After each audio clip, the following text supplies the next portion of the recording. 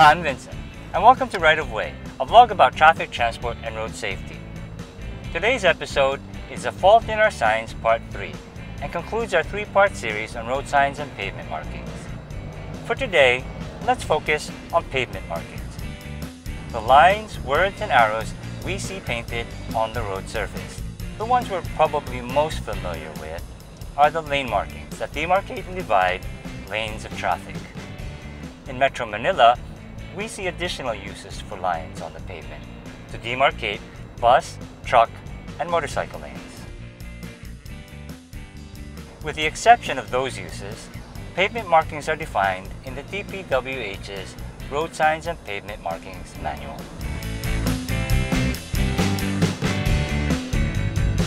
Pavement markings serve two primary purposes. They provide guidance and regulation. White dashed lines, for example, provide lane guidance so vehicles can flow in an orderly manner.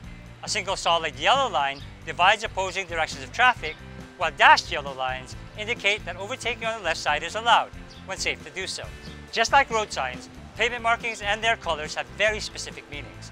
And needless to say, all licensed drivers should know their meanings. I'll repeat that. All licensed drivers should know their meanings. Certain pavement markings have the force of regulation, meaning if you violate them, you could be issued a ticket. Examples of this are lane arrows at an intersection. A left-pointing arrow in a lane means that only left turns are allowed from that lane, while a straight arrow means vehicles must go straight through an intersection. A double yellow line cannot be crossed for any kind of turn. If you do not follow these markings, you are in violation of a traffic regulation and could be issued a ticket. So what's the problem? Many. But again, let me discuss just two problem areas. The first is that a lot of times, pavement markings don't make sense, cause confusion, and can sometimes result in car crashes. The following example was pointed out to us by a viewer, Manuel Monsalud.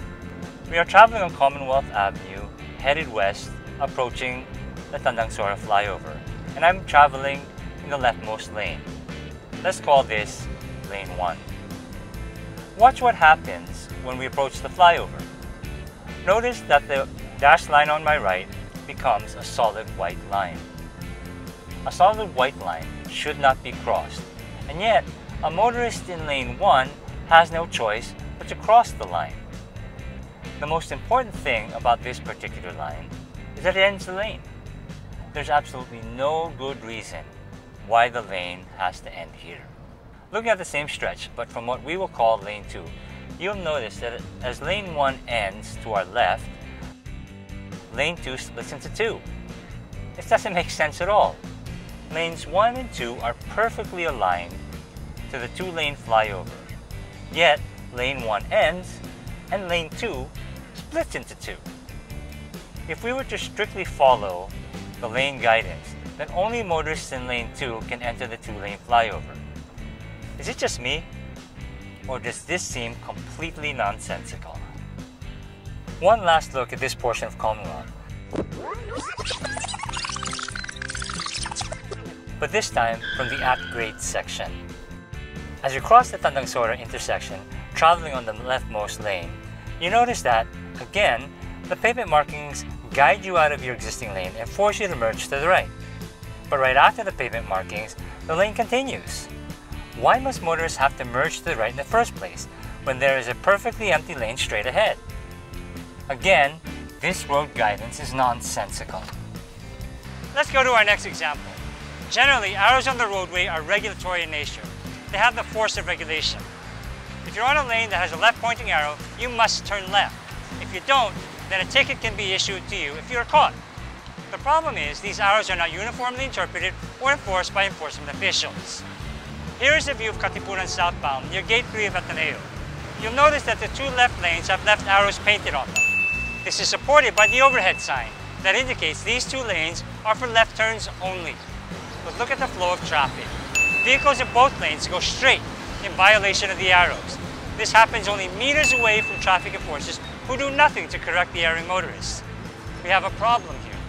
There are two ways to solve this. First, if you leave the pavement markings as they are, then they should be enforced and all vehicles going straight from either of these two lanes should be issued tickets.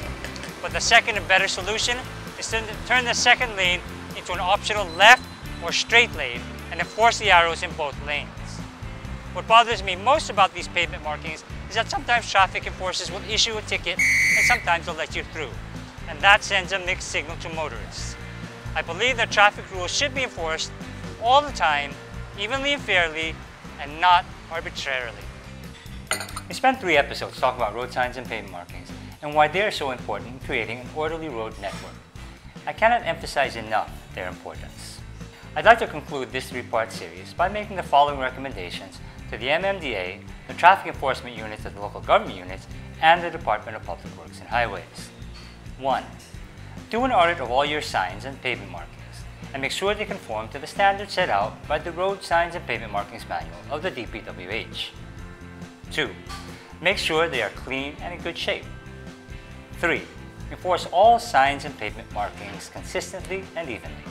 What we've covered is really only scratching the surface of the problems with road signs and pavement markings.